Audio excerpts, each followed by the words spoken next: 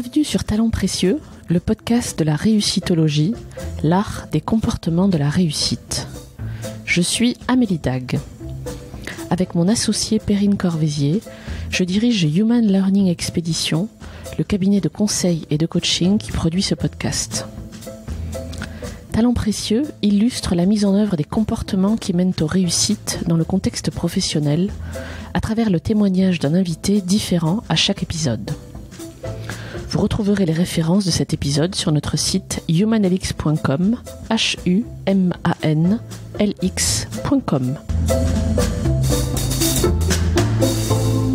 On a voulu ne pas louper cette révolution, ce numérique, comme quand l'électricité est apparue, j'imagine. Et je me suis dit, le numérique, ça a du sens en agriculture, mais aussi dans les services à la personne. On ne voulait pas louper la révolution du numérique comme on a loupé l'autoroute à Châteaudun. L'épisode que vous allez entendre pourrait être une masterclass sur l'audace.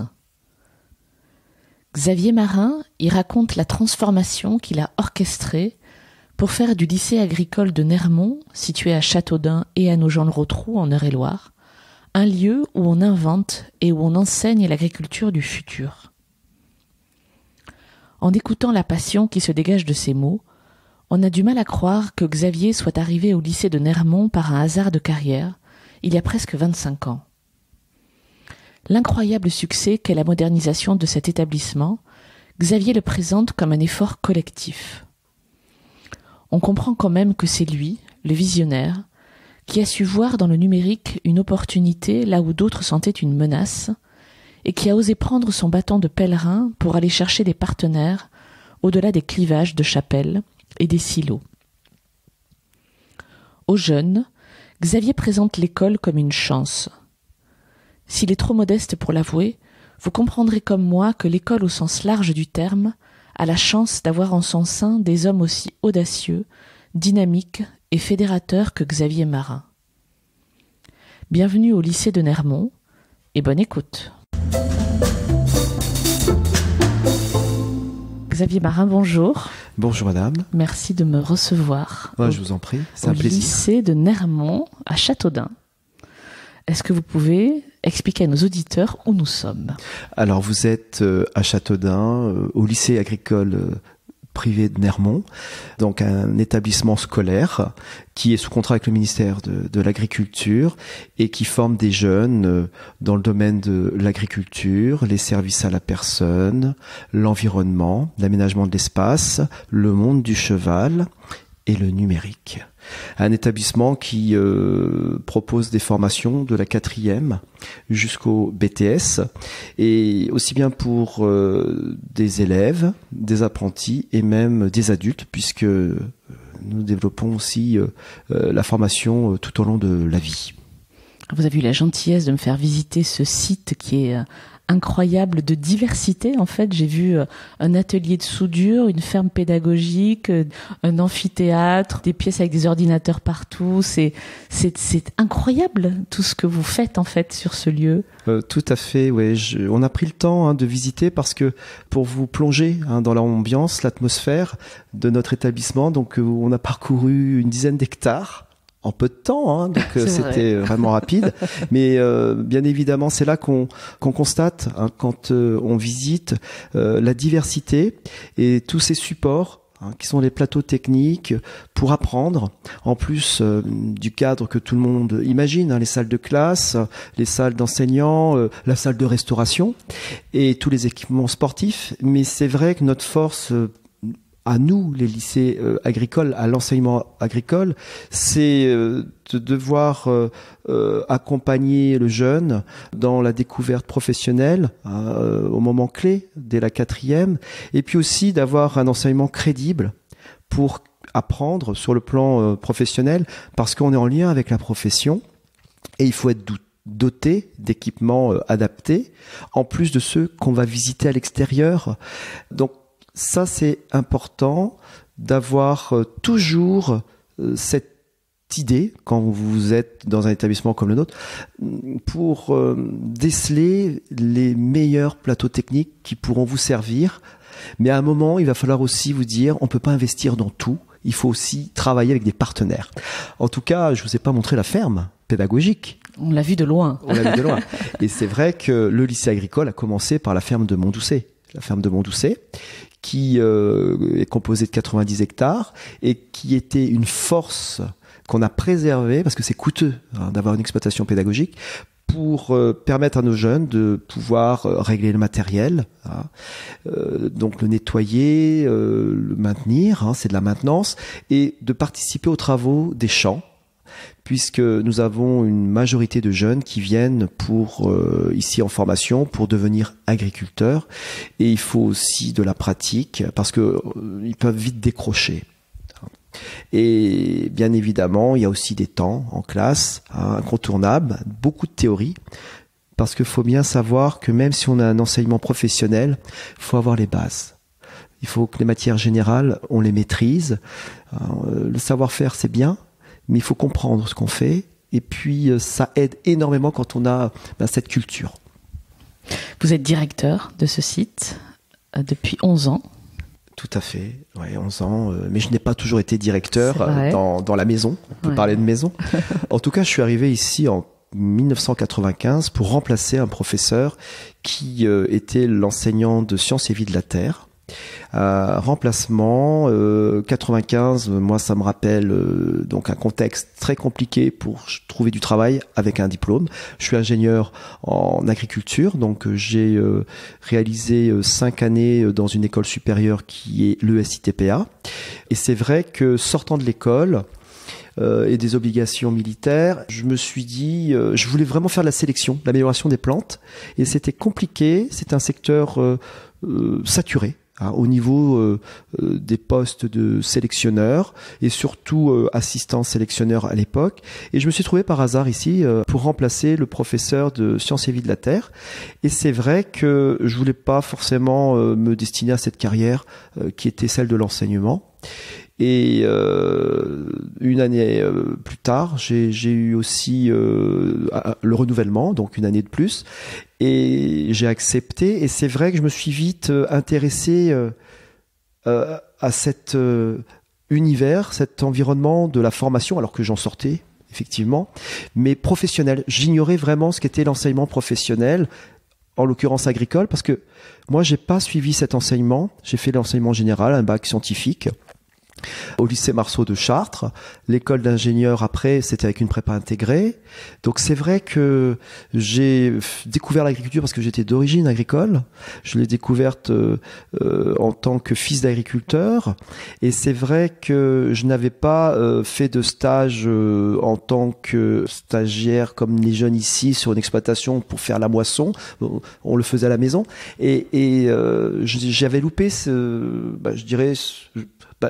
j'ignorais totalement cet enseignement, et je l'ai découvert, et j'ai découvert qu'on travaillait beaucoup avec l'humain et on était dans l'accompagnement, et ça m'a plu parce que les jeunes n'avaient pas forcément la maturité et forcément cet accompagnement ailleurs. Et puis j'ai découvert aussi un établissement qui évoluait, qui se développait avec des projets. C'était un établissement qui avait beaucoup dispensé des formations type CAP, et qui avait choisi de prendre une autre orientation dans les années 90, là c'était en l'occurrence 96, la voie technologique avec l'ouverture d'une seconde générale, un bac techno, avec aussi des formations post-bac, des BTS qui se développaient, qu'il fallait ouvrir par la voie de l'apprentissage. Et c'est vrai que l'ambiance était bonne. Et je me suis senti bien accueilli. D'une part, c'était Elisabeth Baudou, la directrice, qui m'a tout de suite aussi mis à l'aise en me disant, un ingénieur sait tout faire. Vous avez reçu une formation généraliste et vous êtes en mesure de faire des sciences et vie de la Terre, de la physique, chimie appliquée, de l'informatique, puisque ça a débuté, et puis de l'agronomie, évidemment, ça moi j'étais passionné. Voilà. Et c'est vrai que pensant rester une année, voire 2, ça fait plus de 25 ans, bientôt 25 ans que j'y suis. C'est génial, un parcours professionnel quand même. C'est semé de plein de choses, quoi. Tout à fait. C'est vrai que je pense que j'ai cherché à partir à plusieurs reprises. C'est vrai. Parce que j'étais aussi parce que quand vous voulez, en fait, vous sortez d'école d'ingénieur, on est aussi dans une culture, on vous dit, c'est vrai qu'être ingénieur, on travaille sur des projets très intéressants, on voyage beaucoup et on gagne beaucoup d'argent. Et c'était les années 95, quand vous sortez de l'école et que vous êtes pas forcément... vous avez plein de cousins, cousines qui sont déjà au même âge, qui ont 2-3 ans dans une entreprise et vous débarquez. Je gagnais 8000 francs à l'époque. En sortant d'une école, c'est vrai que je faisais pas... En fait, c'était pas, je dirais, important, mais ça me plaisait de transmettre le savoir et de contribuer, eh bien, à l'époque, c'était la rénovation du bac pro, donc qui était transformé, c'est-à-dire qu'on abandonnait le BTA pour le transformer en bac pro. Il fallait aller se former à l'IFEAP, c'est l'Institut de formation d'enseignement agricole privé de Angers. Il fallait aller aux réunions du ministère. Il fallait aussi préparer, informer les équipes pour mettre en place le projet pédagogique. C'était une démarche effectivement qui était celle d'un ingénieur. Mettre en place la réforme dans l'établissement qui ronronnait aussi. Donc ça, moi, ça me plaisait. Donc il y avait de l'humain, il fallait accompagner les équipes, accompagner les jeunes, et puis surtout développer les liens avec les professionnels par rapport à la réforme du bac pro, puisqu'il y avait une dimension professionnelle à mettre en place. Eh bien, finalement, c'est là que je me suis dit, mais j'étais compétent. J'étais compétent pour le faire. Et bien évidemment, après, les portes s'ouvrent. Il faut aussi faire ses preuves. Madame Baudou m'a proposé une évolution à l'intérieur de l'établissement. Et c'est vrai, il faut aussi saisir. Et il faut du temps. Il faut arrêter d'être trop impatient. Et je crois qu'une qualité, c'est la patience. Et aussi avoir la confiance. Et parfois, vous semblez l'avoir, mais il y a aussi le contexte, le cadre qu'il faut bien sentir et mesurer, et ça peut vous porter. Et puis c'est vrai, moi j'ignorais totalement la formation des jeunes. J'ai eu aucune formation pour apprendre aux jeunes à apprendre. Et bien, je pense que intérieurement, il faut avoir cette compétence, cette qualité. Et j'ai été bien accueilli par des enseignants qui m'ont transmis les points essentiels. Il faut écouter et je me suis retrouvé et je les remercie. Et ce sont mes collègues aujourd'hui, parce que certains sont là depuis 30 ans, voire 35 ans. Donc vous voyez, on peut faire carrière tout en évoluant et avec une école dynamique, parce qu'aujourd'hui, l'école rayonne. Ce dynamisme, il est clair que vous l'incarnez. Je vous ai vu, je vous ai entendu et vu me décrire votre site et votre activité et les évolutions de ces dernières années. Elles sont incroyables et on y reviendra. La question que j'ai envie de vous poser, c'est votre rôle aujourd'hui, comment vous le décririez? Qu'est-ce que vous faites, en fait? En fait, c'est vrai que c'est une très bonne question. Je suis là, j'ai plusieurs fonctions, plusieurs missions. Il faut le décliner au niveau de la communauté éducative. Je suis là avant tout pour les jeunes, pour les rassurer, pour aller vers eux, pour les conseiller. Donc c'est ce côté bienveillant, pour aussi les mettre en confiance. Je suis là pour aussi être présent quand ils ont besoin. Mais surtout au niveau des enseignants, mon rôle c'est vraiment de les mettre donc devant cette maîtrise pédagogique pour qu'ils puissent atteindre les objectifs du ministère, parce qu'on a quand même des référentiels, d'être en lien avec les points qui sont essentiels pour atteindre le niveau, puisque nos jeunes vont être évalués par des enseignants extérieurs, donc des épreuves terminales. Donc c'est de veiller à ce que vraiment les enseignements soient de qualité. Donc c'est aussi d'être dans l'accompagnement parfois des enseignants, mais nous avons de bons enseignants qui sont bien dans cette démarche. Et c'est vrai, c'est aussi un rôle d'animateur. Animer les équipes de vie scolaire, de jour, du soir, les enseignants, je l'ai dit tout à l'heure, et puis aussi les formateurs, c'est la formation par apprentissage, la formation continue, et c'est vrai que c'est de veiller à ce que tout fonctionne bien, tout en étant sur Châteaudun, puisque vous avez découvert le site de Châteaudun, en étant sur Nogent-le-Rotrou qui est à 55 km, et bientôt en étant aussi le directeur du centre de formation par apprentissage que nous avons mis en place avec 7 autres lycées de la région Centre-Val de Loire, c'est de veiller animer les équipes et puis de veiller à ce que on puisse bien travailler, répondre aux attentes et de suffisamment anticiper et de corriger au bon moment. Ce rôle d'animateur, c'est essentiel parce que ça fait vraiment partie de cette fonction de chef d'établissement, de se mettre à la portée. Et le rôle d'animateur, moi, je le retrouve aussi auprès des entreprises, puisqu'il faut aller vers elles pour détecter leurs besoins en termes de recrues, les besoins qui évoluent dans le champ de l'agriculture, mais aussi tous les autres secteurs, puisqu'on a des jeunes qui sont ici en 4e, 3e, il faut faire découvrir les métiers du territoire. Et évidemment, l'animation des territoires, ça fait partie aussi de la compétence, de la mission d'enseignement agricole. Donc, je suis aussi dans le cadre du Conseil de développement du Pays du Noix pour être présent avec d'autres partenaires, pour toujours mettre en lien cette évolution territoriale et le monde de la formation.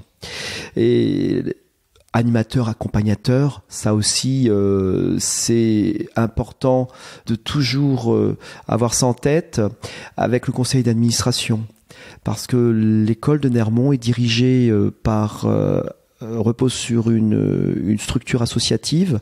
L'association de gestion du lycée de Nermont, c'est une association familiale. On a un président, un bureau, un conseil d'administration. Et là aussi, avec des membres qui sont professionnels, des parents d'élèves, je suis là avec ma directrice adjointe, la directrice adjointe Madame Levasseur, donc pour proposer, pour donner des pistes de développement.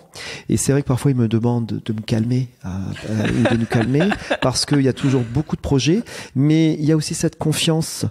Et avec Monsieur Doublier, notre président d'association, nous formons un bon tandem. Et c'est vrai que ça se ressent au niveau des équipes. Et il y a une certaine, je dirais, paix dans l'établissement qui est constructive. Et quand il y a des difficultés, il faut être dans le dialogue et bien évidemment à l'écoute. Donc c'est vraiment des qualités humaines d'écoute, d'accompagnement, et bien évidemment parfois il faut trancher.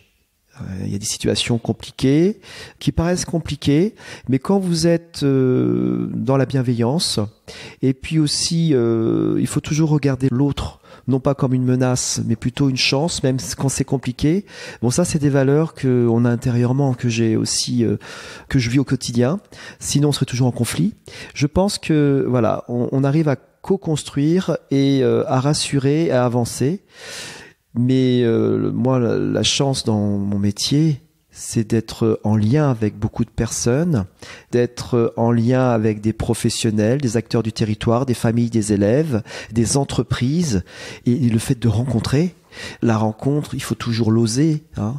Ça permet d'ouvrir des tas de portes, et c'est là que il faut être réceptif et se dire mais ça a du sens avec Nermont, j'y vais.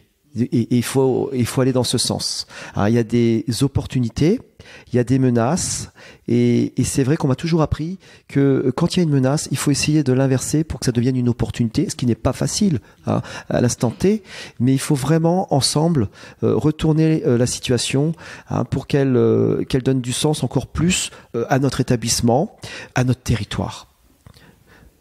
S'il y a bien un monde qu'on connaît mal quand on n'est pas né dedans, c'est bien le monde agricole. Enfin, ouais. En tout cas, moi, c'est l'impression que j'ai, moi qui ne suis pas né dedans, à côté mais pas dedans. Et quand je vois, vous m'avez fait visiter des salles avec des imprimantes 3D, enfin, c'est pas du tout ce qu'on imagine de l'extérieur et de très très loin, peut-être très naïvement. Les métiers auxquels vous formez aujourd'hui n'ont rien à voir à ceux auxquels vous formiez en 1995. J'imagine, c'est pas du tout. Tout à fait. La même chose. Oui, mais c'est vrai que c'est pas la même chose, mais finalement, sur le plan local, notre ADN, c'est quand même l'agriculture, et je me rends compte que notre agriculture est devant une mutation, en fait, qui est très significative avec l'arrivée du numérique. Notre territoire, avec son agriculture, a loupé plein de choses. Et c'est vrai que quand je vois la communication, les axes routiers, on n'a pas de sortie d'autoroute à côté de Châteaudun. Le train, c'est limite. On n'est pas favorisé. On a quand même des hommes et des femmes sur ce territoire dunois, comme de nos gens, qui veulent vraiment montrer que le rural peut réfléchir autrement et donc saisir des opportunités. Et le numérique, faut pas le voir comme une menace, faut pas le voir comme un miracle non plus, mais il fallait aussi intercepter cette évolution dans nos pratiques parce que c'est inévitable en agriculture. Et on était il y a 4-5 ans, donc évidemment devant ce fait, on savait que il y avait une mutation du numérique ailleurs aux États-Unis et puis dans le monde entier, que ça allait nous impacter. L'agriculture a été évidemment très réceptive par rapport à cette transition agroécologique parce que il fallait changer nos pratiques et trouver des moyens de pouvoir produire autrement. Alors, il y a des pratiques qui sont moins chimiques, certes, mais le numérique peut apporter pour produire mieux, pour décider autrement d'une intervention avec les drones. En fait, on a vraiment, nous, avec Monsieur Doublier, Monsieur Vigé, parce que c'était une rencontre formidable, d'un élu qui aime son territoire comme nous, on l'aime, notre territoire. On a voulu ne pas louper cette révolution, ce numérique, comme quand l'électricité est apparue, j'imagine. Et alors, on était devant aussi une menace. C'était ce bâtiment qui, à l'époque, était occupé par une coopérative très dynamique, qui travaille aussi sur le numérique, Axéréal, comme les autres coopératives qu'on peut citer. Il y a la SCAEL, la coopérative de Bonneval, et puis même des négociants qui travaillent là-dessus. Et je me suis dit... le numérique, ça a du sens en agriculture, mais aussi dans les services à la personne. Donc, dans tous les secteurs d'activité que je côtoie, il y a le CFAI Centre à côté, donc dans la métallurgie. Il y avait aussi l'aéronautique avec la base aérienne, il y avait du numérique. Même si on parlait du départ de la base aérienne, on ne voulait pas louper la révolution du numérique comme on a loupé l'autoroute à Châteaudun. Mais d'un autre côté, on va pas toujours regretter le passé. Il faut voir l'avenir. Et ça aussi, c'est une force. On voulait avancer ensemble, nous, Nermont, avec d'autres, et élargir notre offre de formation. C'est important. Voilà aussi comment il faut montrer cette évolution. C'est pas l'évolution, le développement porté par Xavier Marin. C'est porté par notre communauté éducative qui a adhéré au projet, notre conseil d'administration et puis tous les autres acteurs du territoire qui ont voulu travailler avec nous. Et c'est vrai que c'est notre ouverture d'esprit. Et je pense que mon ouverture d'esprit, là aussi, a été décisive. J'aurais pu très bien dire, mais ça fonctionnait bien en 95. En 2015, ça fonctionnait aussi très bien. On avait beaucoup d'élèves. Mais d'un autre côté, il faut toujours être en lien avec les mutations, les évolutions. Et ça, c'est aussi dans les mentalités des agriculteurs. Il faut aussi savoir que ces mutations, on est toujours par rapport à une évolution qui a un impact économique parfois dans la contestation, on va donc être plutôt négatif, mais il faut trouver des solutions ensemble et on a toujours su faire en agriculture face aux mutations et bien évoluer. Je pense qu'en agriculture, depuis 95, on a mieux communiqué. Donc là aussi, ça a été une force. C'est une force actuelle. Avec le numérique, on a su communiquer pour montrer le sens que ça allait permettre.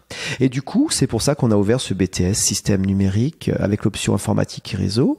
Et à l'époque, il faut bien vous dire, ouvrir une formation éducation nationale au lycée de Nermont, qui est sous contrat avec le ministère de l'Agriculture, c'était très audacieux. Mais il y avait une demande, des besoins qui étaient décelés, qui ont été perçus par rapport aussi à la création de ce campus agro et numérique qui a donné naissance à l'association Les Champs du Possible et au village de start-up. D'accord, parce que vous hébergez effectivement, l'association que vous hébergez sur votre campus, sur votre site, accueille des startups. Tout à fait. Maintenant, Nermont fait partie d'une chaîne innovante, on peut le dire. On est un maillon. Et c'est vrai que, pour reprendre un peu le campus, la révolution dont on a parlé, la mutation, et c'est vrai qu'au niveau de nos députés, que ce soit Laure de la Raudière sur Nogent et Philippe Vigier, je pense qu'on a vraiment ce lien par rapport aux évolutions à venir. On a su donc être, je dirais, informé, être impliqué, et on a pu, grâce à cette French Tech eurélienne, qui découle de la French Tech nationale, c'était une volonté aussi de l'État, de proposer cette irrigation par la fibre de notre territoire, le numérique. Donc on a été réceptif parce qu'on a été sensibilisé en amont, et c'est vrai que on a voulu faire partie de cette chaîne innovante pour inventer l'agriculture du futur, et l'inventer maintenant et ne pas attendre. Et c'est cet espace qu'on allait occuper avec l'ancien siège d'Axéréal. C'est vrai qu'il fallait l'ouvrir sur des partenariats pour pouvoir justifier de cette acquisition qui était aidée par des financeurs publics. Et donc c'est vrai que ça nous a aidé énormément que d'imaginer la création d'un village de start-up pour pouvoir mettre en place du lien entre des compétences techniques agricoles. C'était aussi porté par les chambres consulaires, la chambre d'agriculture, la région et le département. Et en face, cette nouvelle catégorie de techniciens spécialisés dans le numérique, donc en termes d'informatique et de maintenance de réseau. C'est vrai que quand l'électricité est apparue, il fallait aussi des électriciens. Donc là, il fallait aussi donc des personnes compétentes dans ce domaine, et on a voulu faire partie du maillon parce que on savait que c'était le bon moment, et l'école avait une bonne santé aussi financière. Et c'est vrai que quand vous êtes avec d'autres partenaires qui y croient, vous n'avez qu'une envie, c'est de foncer. Et moi, à l'époque, c'est vrai que je me sentais beaucoup moins seul. Ce projet qu'il fallait croiser avec le départ de la base aérienne, le départ d'Axéréal, il y avait des tas donc de chargés de mission au conseil départemental. Et c'est vrai que il y a eu aussi Florence Nollet, il y a eu donc d'autres carrures au niveau de la région, et puis donc au niveau local, on a rencontré des tas de partenaires, et on s'est dit on y va. Et on a ficelé un plan de financement avec un projet technique qui avait du sens, avec un espace de start-up. Eh bien, avec du professionnalisme, on a réussi à mettre en place cette association. Et on a lancé en mai 2015 les Champs du Possible. Et 4 ans après, là, on a évidemment fêté l'anniversaire des 3 années, puisqu'on est dans la 4e année. Et ça a été un succès vendredi dernier, le 29 novembre. Ça a été vraiment agréable de voir 7 start-up nouvelles qui ont pitché en 1 minute pour présenter les projets qu'elles allaient travailler au service des agriculteurs, des territoires, et puis, je dirais, de l'avenir. Parce que c'est pour le monde de demain. C'est formidable. Et quand je vois notre amphithéâtre qui est rempli, comme il l'avait été rempli au lancement, mais là c'était quand même un sacré pari, je suis satisfait. Moi j'en suis heureux, et je suis fier pour l'école parce que elle a su prendre vraiment ce virage, ce tournant, et elle n'a pas hésité. Je saute sur l'occasion, vous venez de qualifier cet accomplissement de succès et de réussite, et c'est indéniable. Si je vous demande de me définir la réussite professionnelle, du coup, ou une réussite professionnelle, qu'est-ce que vous me répondez ? Pour moi, la réussite, c'est déjà d'être convaincu par rapport à un projet, de savoir qu'il a du sens dans le contexte que vous connaissez et que ça peut apporter une réponse. C'est d'être convaincu, et après de prendre son bâton de pèlerin, cette conviction d'aller vers d'autres personnes pour mener le projet, parce que on peut pas le mener seul. Et pour moi, la réussite, c'est voir plus loin ensemble. Aujourd'hui, c'est la recette, c'est pas de rester seul. Pour moi, la réussite, c'est d'être reconnu par la profession. Être reconnu parce que notre établissement va contribuer, en l'occurrence là, à la formation des jeunes qui vont aussi devenir les acteurs de demain. Hein, et cette reconnaissance, elle doit être positive et permettre de faire avancer notre territoire. Et quand je vois des anciens élèves, là il y a Monsieur Pelletier qui en fait a créé une start-up, enfin qui est hébergé. Il y a 25 ans, il était élève ici à Nermont. Je le vois donc au village hébergé. Ben moi je suis heureux parce que je me dis il est content de revenir dans son école, il voit qu'elle a changé en fait à 300%. Donc ça c'est un exemple et même les autres startups qui viennent de l'extérieur, le fait que une école agricole soit adossée à un village de start-up, c'est unique en France.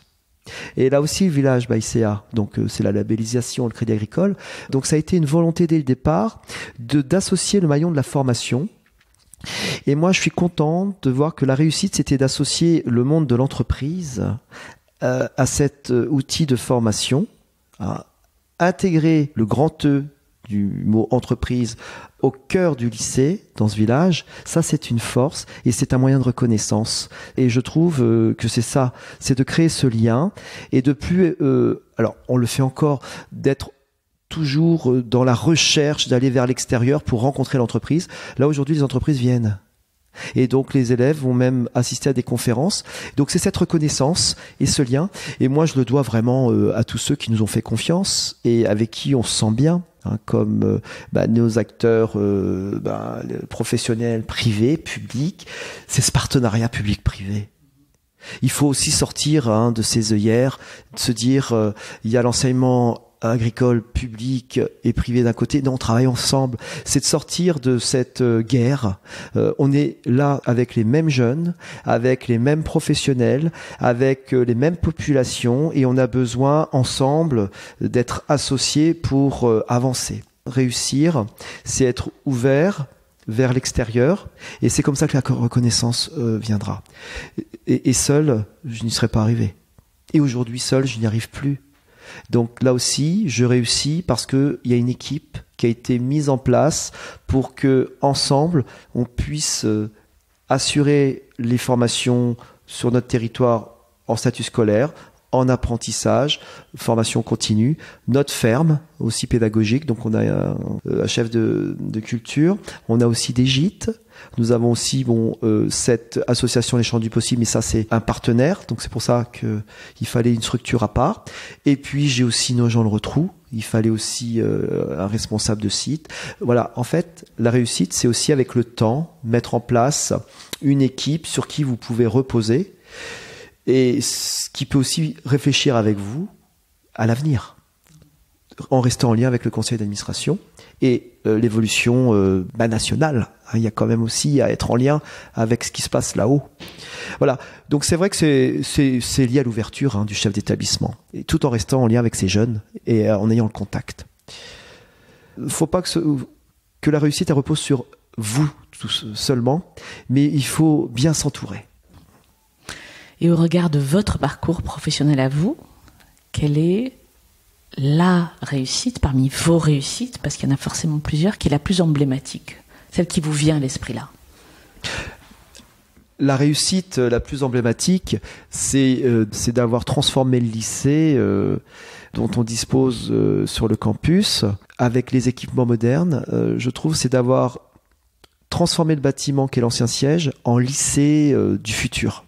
Parce que j'ai pris en compte toutes les difficultés que j'avais recensées donc dans le fonctionnement d'avant et pour pas recommettre les mêmes erreurs. Et le lien de la communauté éducative entre la vie scolaire, les enseignants, les responsables de l'apprentissage, de la formation initiale, le CDI, le centre de documentation, les études. Donc il fallait vraiment le favoriser et dans l'organisation spatiale, la réorganisation du bâtiment, on a réussi à concentrer justement, je dirais tous ces partenaires, tous ces maillons indispensables en lien et je dirais cette proximité, ça favorise, c'est une force pour nos jeunes. Il y a une réactivité et c'est vrai que ça c'est un plus. Et c'est vrai que le lien, le deuxième point que je peux citer, c'est la reconnaissance encore sur le territoire et Nermont, l'image qui est véhiculée aujourd'hui, ça aussi c'est un plus. Moi je trouve que on a changé l'image d'il y a 20 ans. Qu'est-ce qu'on dit de vous aujourd'hui? Qu'est-ce qu'on dit Eh bien, de Nermont? c'est une école qui a su s'adapter, qui est dynamique et qui permet aux jeunes de trouver leur voie, d'avancer et de ne pas être en décrochage, et que ça leur a permis, il y a eu le déclic, et avec le bac techno, le BTS, on a maintenant beaucoup de professionnels qui sont des anciens élèves que je rencontre et que nous rencontrons tous sur les espaces. Donc c'est vrai qu'aujourd'hui on a beaucoup de manifestations professionnelles en lien avec l'agriculture au niveau de l'amphithéâtre. Et combien de fois je vois des anciens qui me disent « Mais Monsieur Marin, vous me reconnaissez ?» Souvent, c'est vrai que moi j'ai une très bonne mémoire visuelle, je connais souvent les prénoms. Et là encore, beaucoup de parents se disent « Mais Monsieur Marin, vous arrivez à connaître nos élèves ?» Je dis oui, c'est vrai que je suis vraiment proche d'eux. Et j'essaye, je fais tout pour, et ça, ils apprécient énormément. C'est que y ait je dirais ce côté humaniste. Et ça, c'est important. C'est dans les valeurs de l'enseignement agricole privé, mais je sais que ça peut être aussi dans des établissements publics, ça dépend des tempéraments. Mais je trouve que il y a ce côté-là qui ressort, cet humanisme qui fait que le jeune, il est reconnu, et ça, c'est un plus. Hein. Et j'ai su le mettre en place à Châteaudun et à Nogent. Ah, ça c'est évident. Et on a tous besoin des uns des autres, et je trouve qu'il y a cette solidarité-là qui existe aussi dans les équipes. Et je trouve que aujourd'hui Nermont, ce qui me fait vraiment plaisir, cette reconnaissance, c'est que on est reconnu pour la qualité de l'enseignement. On n'est pas une école qui forme que en fait des petits niveaux. On a aussi des jeunes qui continuent en licence et qui intègrent des écoles d'ingénieurs supérieurs en agriculture après le bac techno ou après le BTS. C'est qu'on est, je dirais, dans la course. On est reconnu au niveau local et puis même au niveau, je dirais, même à l'extérieur de la région, et même au niveau de notre fédération, le CNEAP, le Conseil national de l'enseignement agricole privé. On fait partie des établissements reconnus et dynamiques. Quelle satisfaction, quelle reconnaissance. C'est vrai que c'est dans notre tempérament. Donc la satisfaction, c'est pas ce qui nous vient forcément à l'esprit. C'est que on a envie de toujours avancer. En fait, on veut pas voir une routine.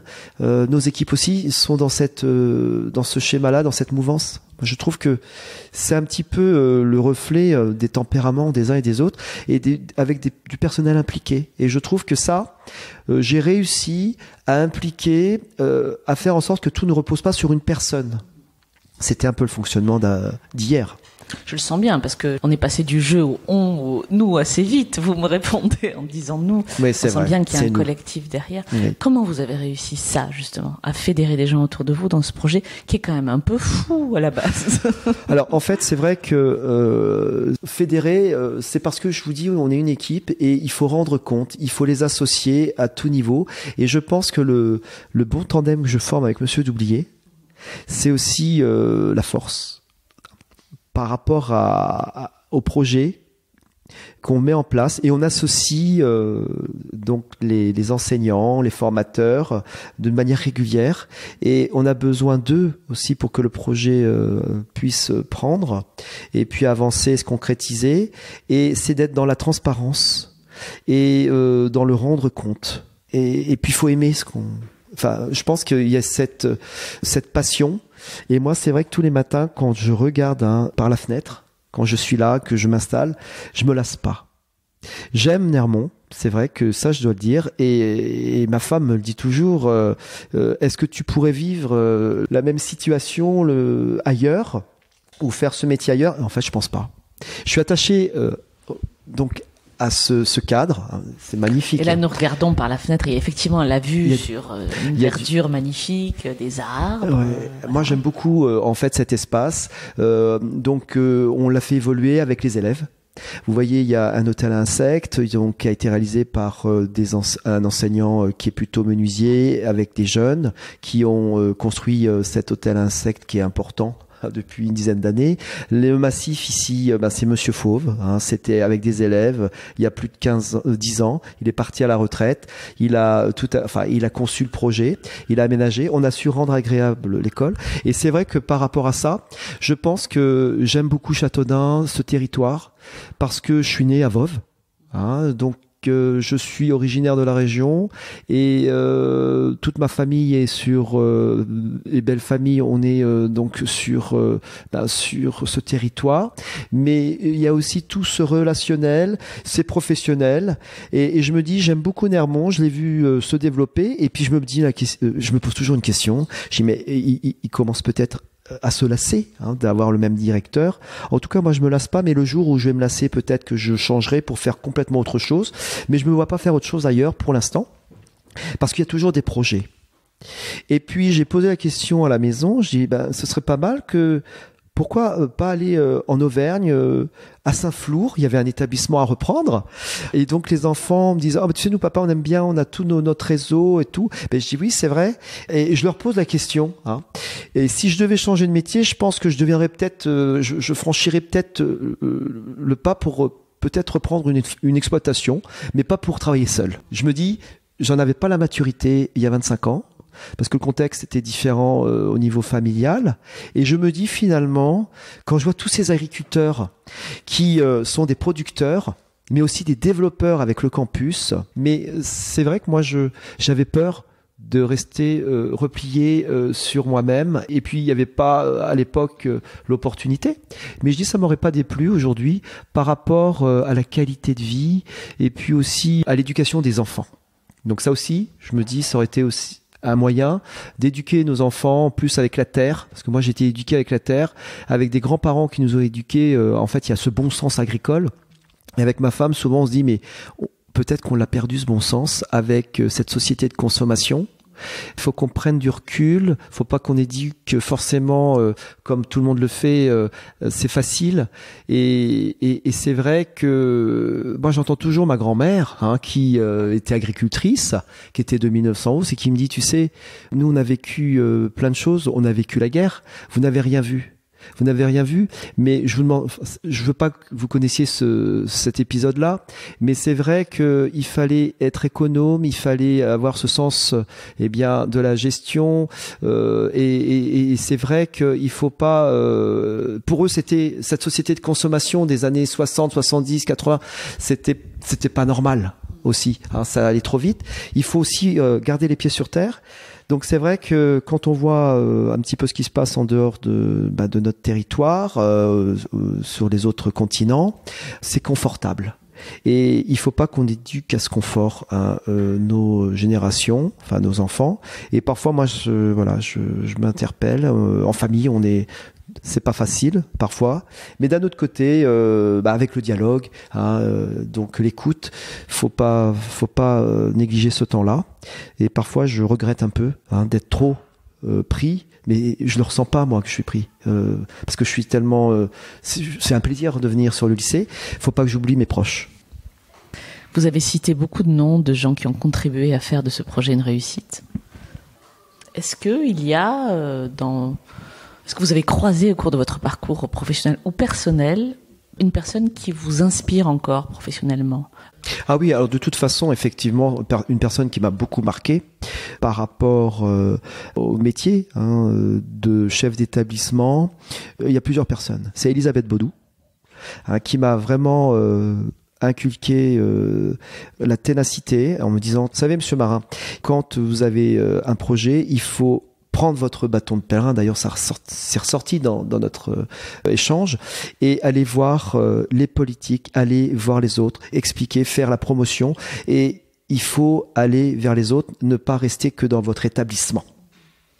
Et quelqu'un d'autre qui m'a marqué, c'est Alain Venot, parce que c'est le maire de Châteaudun, j'étais maire adjoint donc de 2001 à 2008, et j'étais en charge de l'environnement, des jeux extérieur, et c'est vrai que ça m'a beaucoup apporté dans la méthode et la rigueur. Alors après, c'est 2 points importants qui permettent de la reconnaissance. Quand vous êtes méthodique et que vous êtes rigoureux et que vous êtes consciencieux, ça vous permet d'être reconnu. Et quand on dit il faut faire, ça aussi, c'est rien, mais c'est très important de le mettre en pratique. Parce que la reconnaissance, sinon, elle pourra pas s'exprimer positivement. Et puis évidemment, il y a une 4e personne, c'est mon père, que j'ai toujours vu travailler. Et il a 75 ans, il travaille toujours, mais c'est positif. Je pense que si à la retraite, il avait complètement cessé son occupation, parce qu'il aide beaucoup dans le système agricole familial, donc porté par mon frère, et je pense que voilà, j'ai toujours eu cette image de la priorité, c'était le travail. Alors c'est vrai, pour moi, ça c'est le goût de l'effort. C'est il faut aussi parfois, quand il y a une situation, le temps ne s'y prête pas, accepter aussi les aléas. Et je pense que là aussi, j'ai été éduqué avec le goût de l'effort, et que avec le travail, on réussit toujours. Mais c'est vrai que ce que j'ai vraiment appris par Elisabeth Baudoux, c'est aussi l'audace. C'est-à-dire la confiance. Quand vous êtes sûr que ça va marcher, il faut y aller. Et du coup, c'est comme ça que j'ai pu récemment proposer encore quelque chose qui était invraisemblable. C'était de proposer le mixage des parcours dans le cadre du BTS système numérique avec l'option informatique et réseau qu'on avait proposé par la voie de l'apprentissage. Et devant un faible effectif en apprentissage, donc d'apprentis, on pouvait pas pérenniser, c'était pas rentable. Donc avec Laura Oxan, qui est chargée de l'apprentissage, nous avons décidé de mettre en place le mixage des parcours, qui consiste à réunir des apprentis et des étudiants par la voie scolaire pour que on puisse avoir plus d'élèves et d'apprentis en effectif, ce qui permet cette année d'avoir 12 à 13 élèves, alors qu'avant on était à 6. Donc tout ça, ça a été assez audacieux, et on a réussi à avoir le BTS en système numérique par la voie initiale, ce qui nous permet aussi d'être dotés en moyens et de pérenniser notre formation. Donc ça, c'est un plus. Donc c'est pour ça qu'il ne faut jamais hésiter. À partir du moment où vous savez que sa réponse est cohérente, évidemment, il faut rester dans le domaine, dans les champs du possible. Vous parliez de goût de l'effort, de goût du travail, etc. Comment vous faites pour vous ressourcer, vous ? Pour me ressourcer, alors moi, j'ai plusieurs passions. En fait, il faut effectivement avoir un moyen d'évasion. Moi, c'est la musique. J'aime beaucoup, alors c'est vrai que je suis pas en fait un virtuose, je suis pas un grand musicien, mais j'aime beaucoup jouer sur les orgues à Saint-Valérien. Donc quand il y a besoin, je dépanne fréquemment. Et là aussi, à la maison, j'ai un clavier, donc je joue du clavier. Donc j'ai pas appris sur le piano, mais sur un orgue électronique. Donc ça, j'aime beaucoup. Et puis j'aime beaucoup le jardinage, l'aménagement de l'espace. À la maison, je passe beaucoup de temps. Et donc là, je me lance dans la permaculture. Et d'ailleurs que j'ai lancé aussi au lycée. Donc pour avoir cette proximité avec la terre et produire à la maison donc des légumes, aussi des œufs. Donc j'ai mis tout ça en place dans le centre-ville. Donc sans créer de nuisance, ni d'odeur, contrairement. Donc ça c'est important. Et évidemment, donc là après, il y a aussi l'approche culturelle. Donc avec, on va beaucoup éduquer nos enfants à la culture. On va beaucoup vers des expositions sur Paris et Châteaudun, évidemment, parce qu'à Châteaudun on est aussi bien doté. C'est aussi l'ouverture culturelle. Et puis comme j'ai une femme qui est passionnée aussi de tout ce qui est lettres classiques, mythologie et les lettres d'une manière générale, aller au théâtre et d'associer les enfants, c'est un peu plus dur, mais c'est aussi un ballon d'oxygène, et là aussi on fait des tas de rencontres, c'est clair. Vous êtes entouré de jeunes, on entend des voix à l'extérieur là. Si vous deviez leur donner un conseil, alors ceux qu'on voit là sont peut-être un peu jeunes, mais les plus âgés qui vont bientôt entrer sur le marché du travail, ce serait lequel ? De saisir cette opportunité que l'école, c'est pour devenir quelqu'un. Et que dans la société actuelle, c'est pas forcément un réflexe pour eux.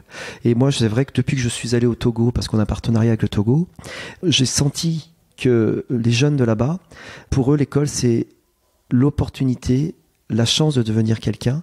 Et dans notre système, je leur rappelle, surtout, vous savez, vous êtes ici, c'est une chance. Le collège, c'est pas que les notes, mais vous allez devenir quelqu'un parce que vous allez être accompagné par les enseignants, vous allez être accompagné par les éducateurs et vous allez vous en sortir.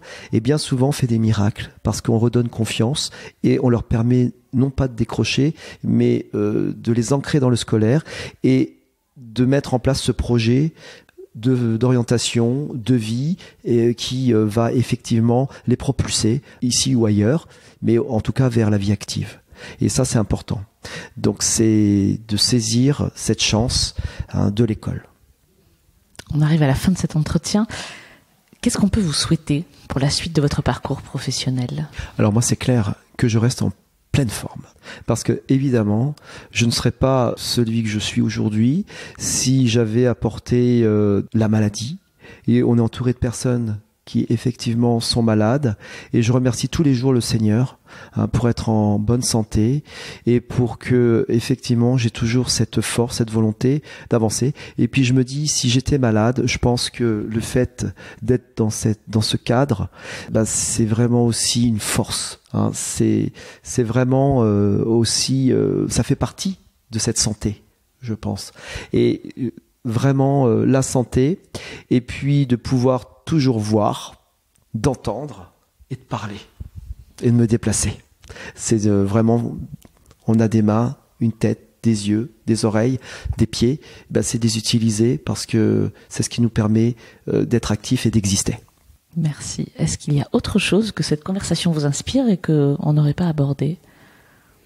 Je pense qu'on a fait le tour, mais retenez que Nermont, c'est vraiment des hommes et des femmes et des jeunes qui sont au service de ce territoire aujourd'hui et demain. Et c'est vrai que c'est pas une école isolée sur elle-même, repliée, mais qui est vraiment un centre de ressources pour, en l'occurrence, le Dunois et les professions. Et c'est vrai que c'est ce que je dis, avant d'être un collège, d'être un lycée, c'est avant tout une chance, Nermont. Un grand merci Xavier pour votre temps. Merci Amélie. J'espère que vous avez apprécié cet épisode autant que nous avons aimé le réaliser. Talent précieux est produit par le cabinet de conseil et de coaching Human Learning Expedition. Notre métier, c'est d'accompagner les organisations dans la réussite durable de leur transformation en cultivant les comportements qui mènent au succès. Pour en savoir plus, rendez-vous sur notre site humanlx.com, humanlx.com. Si vous aimez ce podcast, attribuez-lui 5 étoiles sur Apple Podcast et parlez-en autour de vous. C'est le meilleur moyen de le faire vivre. À bientôt!